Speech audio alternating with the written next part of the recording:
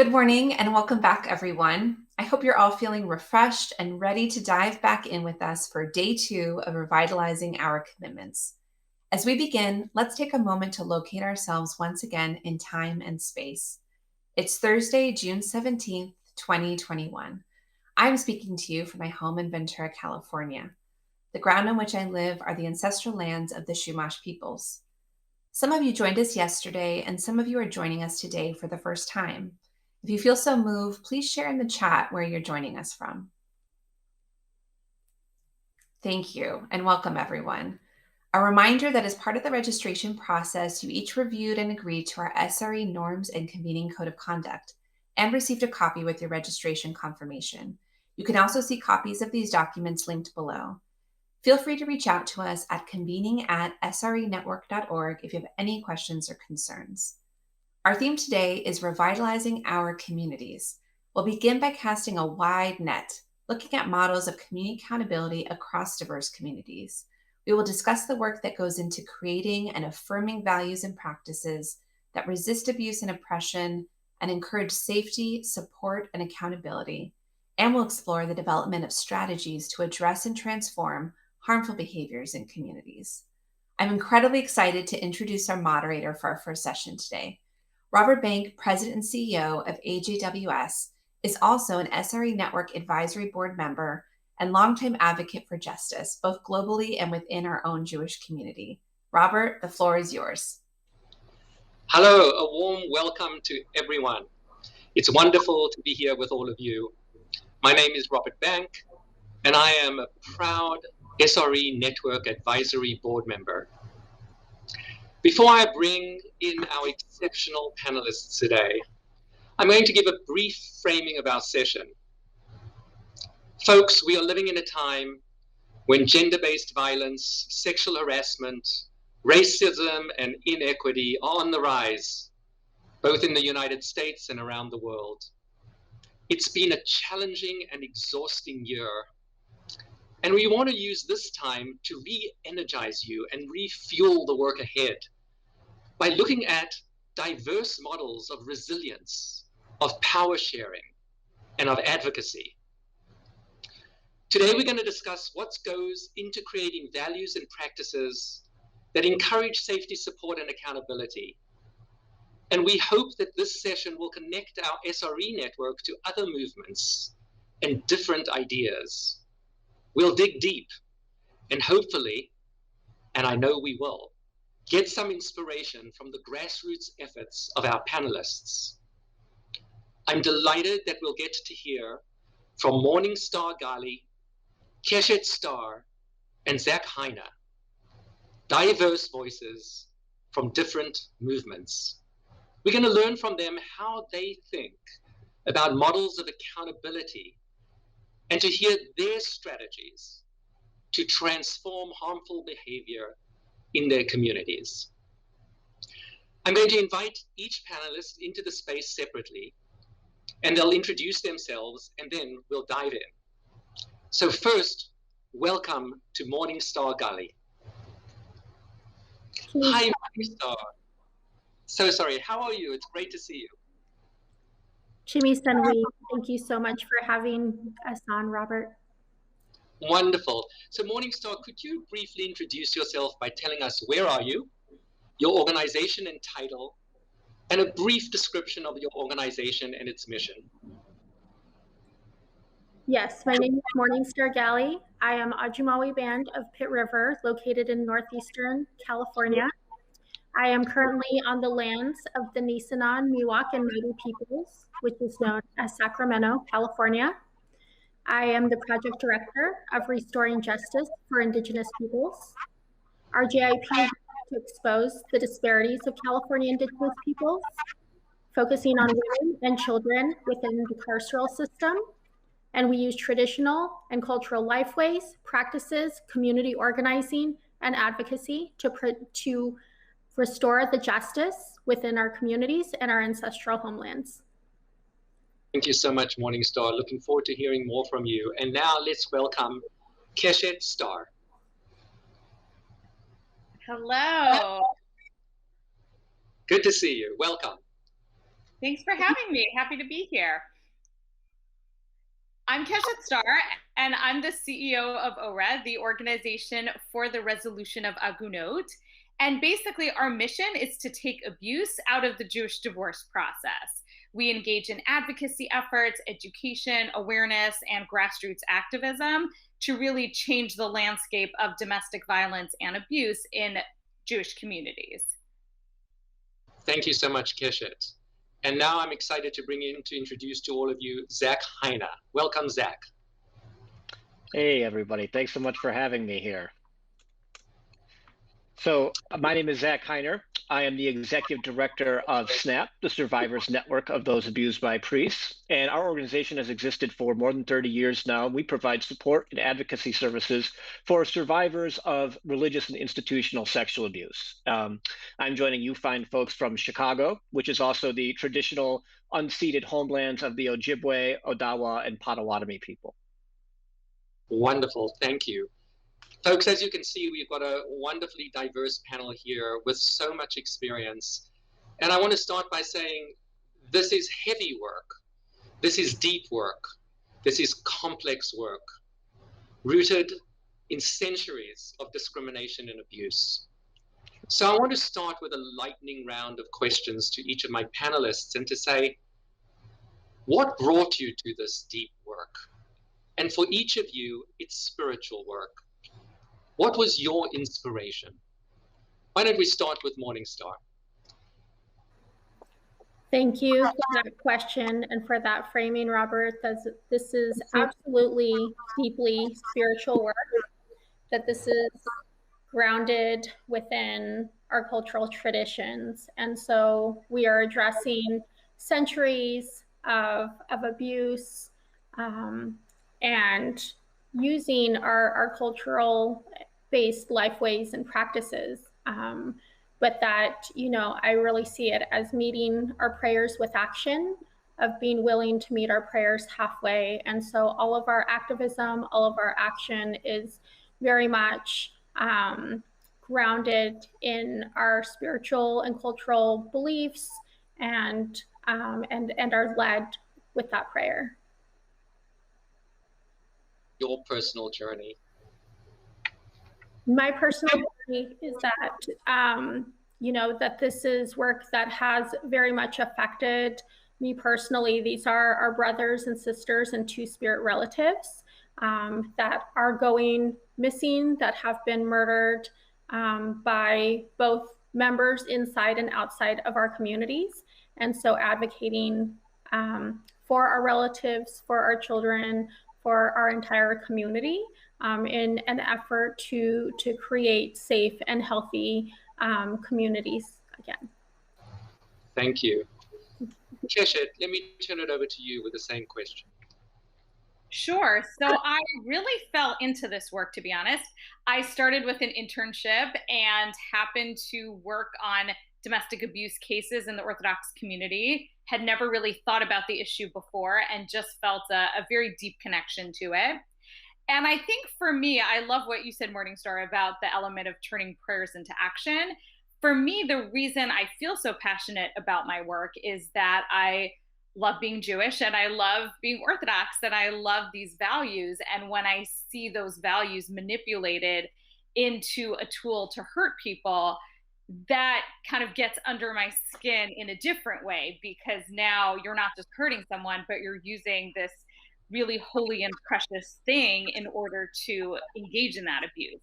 And so a huge element for me is that when you have a spiritual harm like this, and withholding a Jewish divorce is really a form of spiritual abuse, you need sort of a spiritual correction. You need the community and the spiritual environment to stand up and say, no, this doesn't represent us. And so I'm really proud to be able to be a part of that. Beautiful. Thank you so much. Over to you, Zach.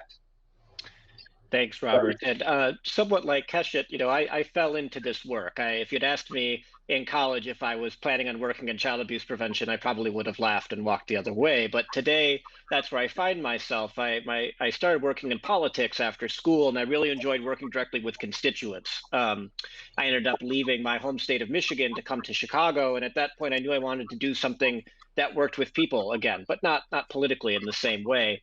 And I ended up being lucky enough to get a job with the founders of SNAP. And I learned so much about the organization and about this issue that, to be honest with you, I didn't think about. I grew up Catholic. I didn't think about abuse very much. I worked in, I went to Michigan State University, the home of Larry Nassar. Didn't think about abuse while I was there, right? But these people, these founders inspired me so much with specifically their resilience, and at that time, not little more than a decade ago, but the idea of religious abuse was still very much we don't believe you, you're out to destroy the church kind of thing. And so now where I find myself doing this work today, not only is the landscape completely different, which is somewhat crazy to think about, but I think about all of those survivor advocates on whom I stand on their shoulders, who paved the way for decades with people not believing them, and they fought tirelessly just for the barest amount of recognition. And so today, when we're really making big strides and our network continues to grow, I'm inspired by the people who came before me and who didn't have the chance to be in rooms like this with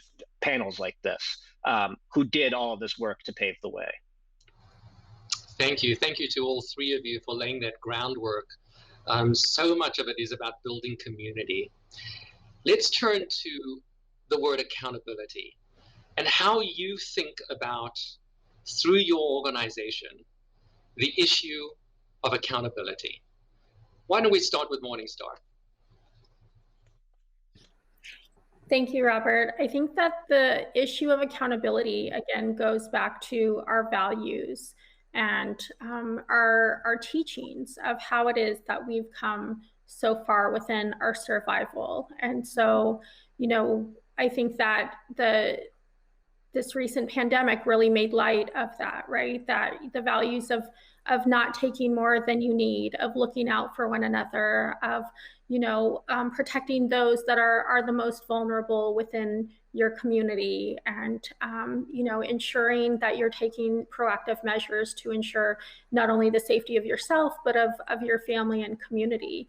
That the issue of accountability, that within our traditional ways that we have measures and that we do not rely on the police. We do not rely on the state, because we know as Indigenous peoples the past and current history of how we are treated within those systems, and that those systems were not designed for us and do not reflect our values.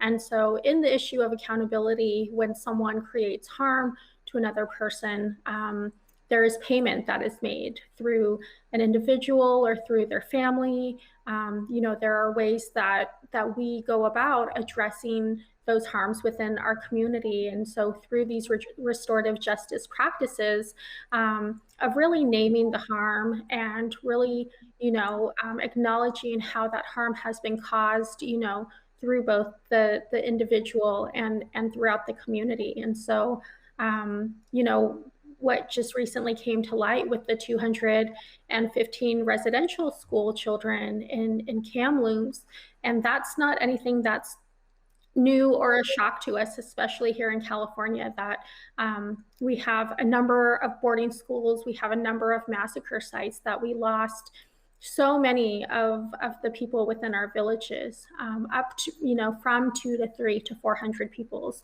at a time. And so recognizing, that harm that has been caused, but also the opportunity for us to be able to heal and us to be able to work through and navigate through that trauma so that it is not carried on through our future generations for our own children. Thank you, Morningstar. We'll come back to that piece that you're talking about healing, which I think is so critical for all of us doing this work. Zach, maybe you should go next with this question about the issue of accountability. How do you think about it in your context? Sure. Accountability is a very interesting concept in our space. There's multiple different ways that folks within our network think about this issue. And there's when we're talking about crimes that have been committed against children and vulnerable people within institutions, right? We think about accountability in terms of justice. And so there's being accountable to local secular law, but there's also being accountable to church law. And again, when we're talking about religious leaders, there's the element of being accountable to one's flock and the people that they lead. In our organization specifically as well, though, because we are such a grassroots network of supporters, there's also the idea of being accountable to each other. So we look at accountability as something that's very internal and external in our organization. When it comes to external accountability, we're fighting against sexual abuse and cover up in religious institutions, right? And something that is common between all institutions of all faiths is the problem that administrators and church officials will try to keep this issue in-house. Institutions remain powerful because of their coffers and their reputation. So that is typically where the most attention to preservation is paid. So when we're talking about crimes committed against the vulnerable and the young, we want to make sure that those are known about, that these crimes are reported to police, that the people who enabled these crimes aren't just getting away with it, pretending it was a one-time mistake, which we know has happened way too often in way too many religious institutions. We want to make sure that change and what is determined to be the reparation for the crime, so to speak, is determined not by those administrators who were involved in allowing that to happen, but by the secular and the community leaders who can determine whether or not, what kind of justice must be meted out, right? That's a big thing for us. And in terms of internal accountability, we're a grassroots support network of around 30,000 folks. There are people in our network who come to us at very, very low points in their life. There are people who come to us when they have been far along their healing journey for a long time and want to support others. So one thing that we try to make sure is that we're putting people into a place where they're getting the support and help that they need. And that requires leaving who we are at the door when we support other folks, right? Whether you're an attorney, whether you're a therapist, a business analyst, whatever it is. When you come into this network, we're just peers supporting each other. So there's that element of we need to make sure that we're not passing our own judgments or biases off on others, because each of us goes through a journey at a different time and in a different place, right? It also helps us keep on our mission. We are focused on religious and institutional abuse, but everybody who goes into this kind of work is an advocate for children and survivors, regardless of where they were abused. So there's an element of trying to make sure we are focusing on our niche and supporting those who come to us while not trying to get in every possible space out there that involves child sexual abuse, because the unfortunate element of that is that it is everywhere in our society. So we try to focus on the areas where we have the expertise and people to make a difference. So it's a varying concept, and one that you could probably talk to any one person in our network and get a different idea of, but that's generally how I think about it. Thank you. Again, we'll come back to healing. Sure. And diverse communities. Over to you, Keshet, with this question about accountability. I love this question. We work on an interesting issue where the harm that we're protesting against, which is a refusal to cooperate with this religious divorce process, is not a crime. So accountability is really a communal issue, because the state and the law can only do so much. And because of the Constitution, it's a little complicated to change that. And so our goal is to really create a community culture where there is a meaningful sense of accountability around this issue. And what's uncomfortable about it is that we don't just publicize the issue broadly, but we publicize specific cases. And the Jewish world is very tiny. So it's not uncommon that you have family members, friends in common with this individual whose case you're publicizing. And so that is really complicated. It's really uncomfortable. We don't take it lightly, and we always explore opportunities to resolve the issue without needing to sort of go public in that way. But we also feel that without that opportunity to really connect with that community accountability, we're not going to see change. And so what we try to do is try to be leaders in the community in terms of showing accountability, even though it's uncomfortable, even though it's awkward, even though it's stressful and painful and all of those things. And I personally am I'm a big Brene Brown fan, and she talks a lot about shaming, which initially stressed me out a lot because I was like, oh, shoot, is that what we're doing? And, maybe we're ruining everything. But I think what is really tailored about our work is that we're not interested in sort of a character assassination. We're not saying this is a monster, this is a bad person. I don't think that's true. I think people are more complicated than that. And that we really approach it as you're a whole person, and who knows what you went through to get to this point where you've made this choice. And so many domestic abuse situations are cyclical, and people are raised with these models, and it's complicated. But at the same time, right now in this moment, you're hurting someone. And so we can't just stand by and let you do that. So we have to intervene in this issue. But I think there are so many ways to hold people accountable while also holding them as real, full human beings at the same time. And it's a little tricky, but that is a huge priority for us and a way that we approach this work. Thank you, Keshet. I think we can all relate to that tension, that conflict that you're talking about. So I want to go back to each of you and ask you a little bit to develop this a little bit further for us. The issue about building healing communities, the issue about building communal support, ensuring the community is behind the accountability, and also the issue of empowering advocates through doing this. So how do each of you in your particular contexts do that with your communities, if you can speak to that? Morningstar. Thank you. Yes, I would just say that, we navigate the complexities of supporting impacted families, the family members that are grieving and seeking justice for their loved ones. We are holding space and community events, in organizing, in teaching the community how to create these support networks, how to create these response teams for missing and murdered Indigenous relatives, and how the community can respond to that in their own way.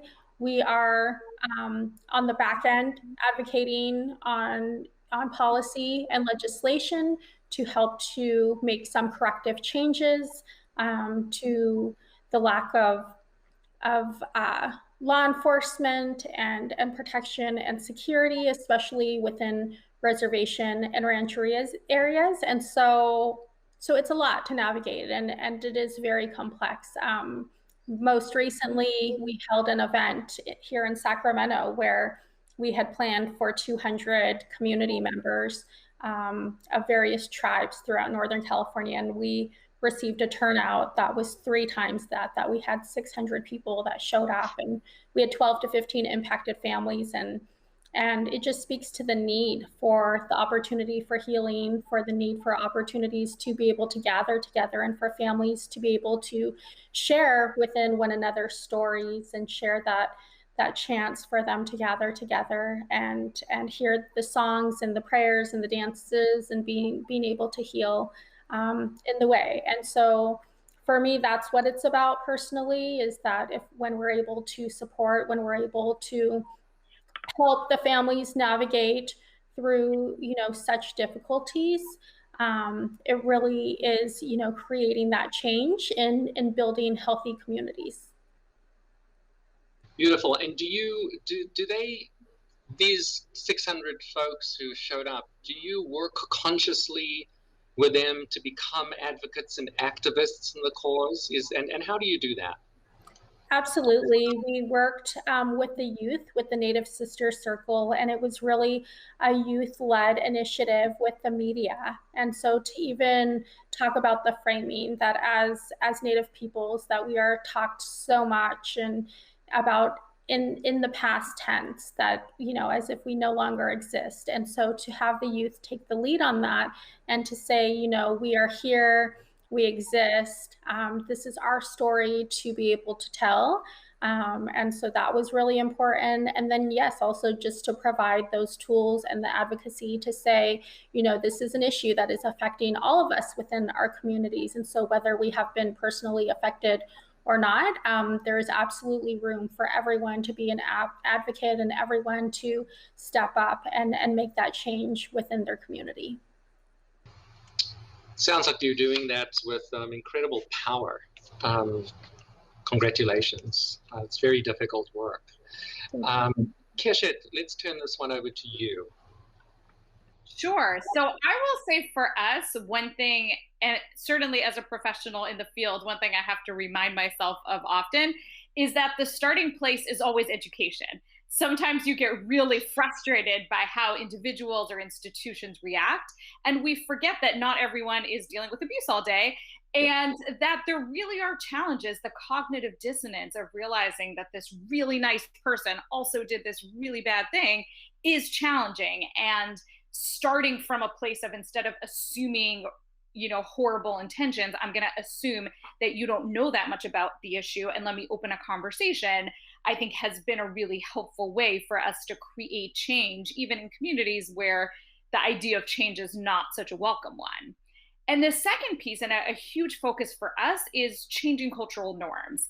That you have issues that are already sort of going on, that are these ugly contested divorces that cause a lot of pain and turmoil, but really the preventative work is so key, because if we can go to communities, to institutions before the problems happen, and sort of lay the groundwork of providing that education of how abuse works, of how Jewish law addresses these issues, etc., we find that sort of, it's like turning a shirt inside out. It changes the culture from within. And that really has a powerful long-term effect. And I'll say one final piece, and I feel really strongly, I think, about this aspect because I work in the Orthodox community and I'm Orthodox myself, that I think successful advocacy has to come from a place of deep love for the community, which sounds kind of corny, but I think if you're coming at it with too much of a space of frustration and, oh, this is so annoying and patriarchal and why won't this move, it doesn't work in the long term. That ultimately I do the work I do because I love the Jewish community and I think it is absolutely capable of making these changes, however difficult and long term they might be. And I hope that that love shines through in the work that I do and with the community leaders that we connect with.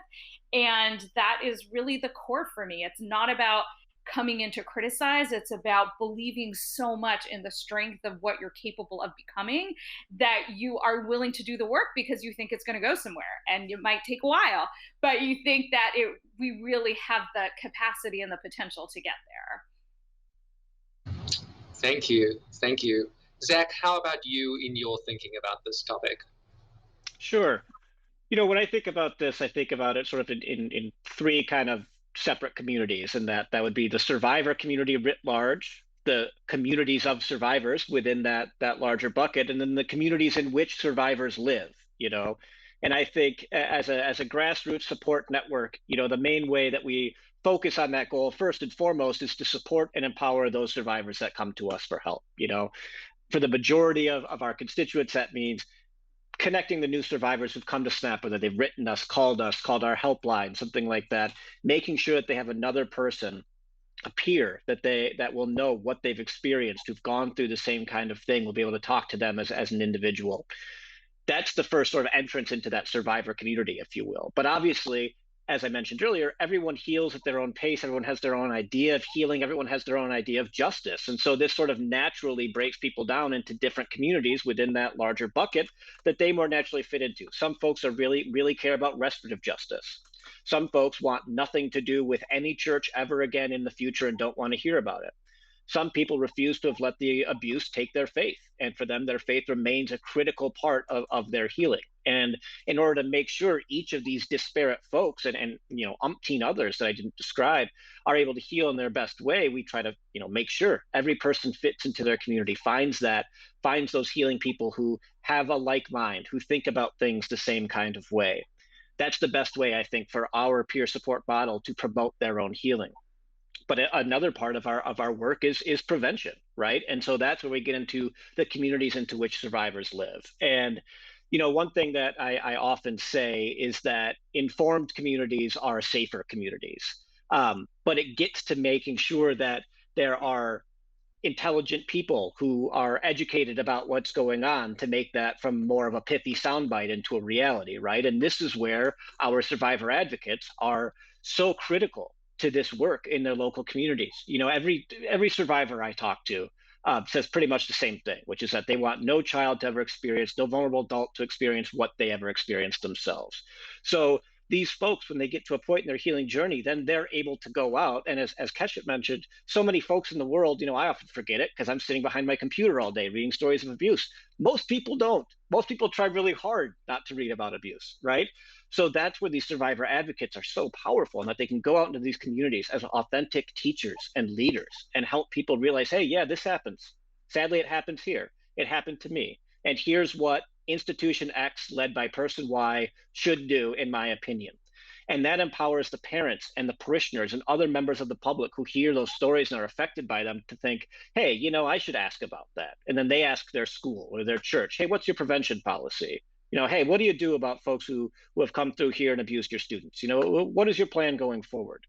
And so that's where I think, and sorry, I'm rambling a bit. To go back to my original point, it often feels like survivors are sort of out there on their own, for a long time until they find that community, whether it's through SNAP, some other organization out there, friends, family, therapists, whatever it is. But then once they begin that journey and enter into that survivor community, that's when they're able to sort of go along and get to that point where then they can go into the communities in which they live and really help to build resilience among the folks that don't know about this issue as much as they do. Yes, thank you. I'm seeing a lot of nods from your colleagues. And, this tension really in some ways between the survivor individual and the community that is perceived, right, as the enemy in many ways. And this very strong challenge for survivors is something you all speak to so powerfully. I wanted to ask you what do you consider a victory in your work? I mean, I'm someone who certainly works in the human rights field, so progress towards any human rights change is a victory, in my view. But how do you experience a victory? And maybe you can share something a little bit more specific, each of you, about something that moved you. You've each spoken to many victories already, but maybe another in your work where you feel so really excited about the change that you're making. How about you, Keshet? Why don't you start with that? So I'll give two answers if I can. The obvious answer is when we resolve a case, and that's always super exciting. We just resolved one today, so in a good mood. But I would say what I actually find really inspiring is that every once in a while I'll babysit our helpline if the director is away. And one thing that happens quite a bit is that you spend the first minute or two just sort of explaining who you are. And when people realize that there's a whole organization that exists to address the problem that they're dealing with, they're always blown away by that. And there's such a feeling, I think, of accomplishment. I don't know if that's the right word, but just of being in the right place at the right time, that just the fact that you exist means so much to survivors because you feel like you're doing it on your own. And it's so validating that you're not the only one, that the problem is noticed enough, that there's an entire organization that exists to help you, and all of those pieces. And I will say otherwise, when it comes to the community change example, I am always really excited when we are able to sort of break into communities that up until now have not been open to engaging with us or working with us. And it's always complicated to go into a new community. We do a lot of educational programming in high schools, and sometimes for a brand new high school, we'll just present to the principal so they can sort of screen everything and feel comfortable. But anytime we're able to connect with a new segment of the community than who we've been able to connect with before, that's also exciting and a sign of how much the culture is shifting over time. Wonderful. Morningstar, over to you. Just want to share that it's been very inspiring to hear from both Keshet and Zach on these issues, and how, there's so much that is similar within how we respond and lead in survivor advocacy and centering survivors. And I think that really is the victory. That I know it was from my personal experiences of growing up and watching and witnessing in so many situations the silencing of those that had been harmed, and or maybe there would be mention of having some sort of meeting, or it was very gendered, and okay, we'll gather the women together, and but it was always just done very quietly. And so we're at a time and a place now where we are not just saying that we are centering survivors, that we very much are through our actions, and that through our leadership, and that we are able to address these issues in a way that is not silencing of those individuals that have been harmed, and which creates further harm within our community. And so I really see that as the victory, and as being able to continue this work in a way that is respectful, and does speak to our continued work that is needed to do, and is in line with our values. Thank you. And Zach? Yeah, I'm glad you asked this question, because I think in the kind of work that we all do, it can be really hard to think about victories. There's so much weight, I think, everybody feels on their shoulders, and you probably feel that there's a lot more negative out there than positive. So I'm glad that we're talking about this and focusing on this. And I do think that there are a lot of different kinds of victories. There's some I think it's a victory when I get a second email from a survivor, who contacts me and reaches out and says, "Hey, I just learned about you on Google. I need help," or something equally non-descriptive. And I'll write back, say, "Hey, what can I do? Blah blah blah. Here's XYZ resources." And oftentimes that's it. But when I get that response back, it's like, okay, this person needed what I was putting back out there. Now they're entering into that community. That's exciting.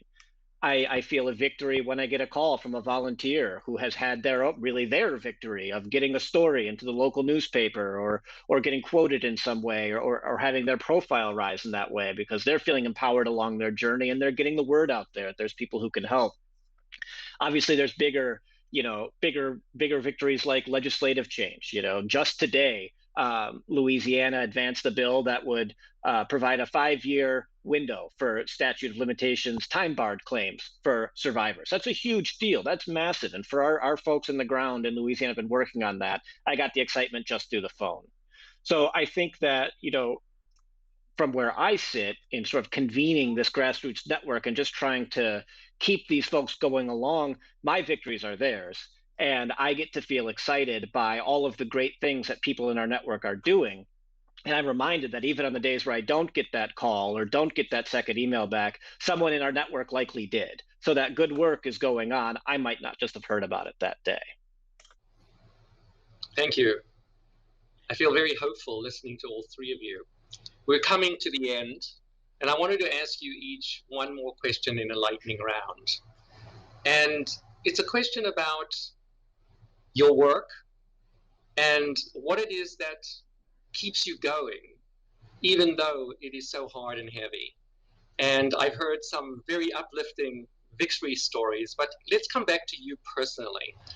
And what lesson, if there was one lesson that you were leading us into our afternoon with around the issue of spiritual communities and models of accountability, what is that one lesson you would want us to think about this afternoon? And then we'll do Zach, and we'll end with Morningstar. Keshet. I love those questions. What keeps me going is, I think, as cliche as it sounds, it really feels like a calling to me. It feels like my work is an intersection of what I care about and am passionate about and also enjoy doing, which sounds strange for such a heavy topic, but I do enjoy the day-to-day of my work. And that when you get an intersection between what you love and what the world needs, that is a really wonderful, intersection to find. So that sense of just mission, and that I feel like I'm doing what I'm supposed to be doing, and I'm doing what uses my talents well to help people. And that is a huge motivator for me on the bad days, which I definitely have as well. And I would say, I think my one lesson, and I don't want to speak for other communities, but I do notice this theme a lot. Where as communities, we often want to look perfect. We want everyone to think that, oh, over in that neighborhood, they don't have these problems. Everyone's happy and everything's great. And, we all have our own version of like the Norman Rockefeller sort of family picture, and that's what life is. But to really remind ourselves that, first of all, everyone has problems. So if we think we're exempt, we're not. We're just in denial. And second of all, that anyone can sweep things under the rug. There's nothing special about that. There's nothing creative or courageous about just pretending that a problem isn't there. But by being able to address problems in a really authentic and effective way in our communities, that's where we can really inspire others. And I think that's the model we should have for what exceptional communities are and what perfect communities are. There's no such thing as perfect. We're always going to have abuse, but we can change the air around that behavior. We can change norms and expectations. And when we do, that's when we create communities that are as close to perfect as it comes. A time crunch, so I'm going to ask Zach and Morningstar to say, actually very briefly, give us the one lesson to walk us out of this panel. Sure. The one lesson I would say, especially when it comes to our issue, is that every single person plays a role in preventing abuse. Every single person, whether you know someone who is touched by it, whether you think your community is inoculated from it, it isn't. And all of us need to learn about what we can do to make things safer for children and vulnerable adults. And all of us have the power to be involved in that work. So that's what I want people to know and to focus on, and to realize that they can become educated and allies in a fight that maybe they didn't realize they needed to be involved in. Thank you, Zach. And finally, Morningstar. I just want to speak to what's on my heart today is that Indian country is in mourning over the loss of Chief Leonard Crow Dog, and the ceremonies are taking place at this time. And so I think that's really, what my lesson is in what continues me in my continuation of doing this work is that, those people that were able to pave the way and continue on the ceremonies for us. And yes, to the other panelists, that, what happens within our communities, it's not perfect. There's, a lot of pain associated, but there is absolutely the opportunity to continue on every day and to be able to heal from what's occurred. Keshet, Zach, you have certainly inspired me, and I know you've inspired our audience about moving into our program this afternoon. Thank you for your time. Thank you for your work. Thank you for your passion, your commitments, and your love. Thank you, everyone.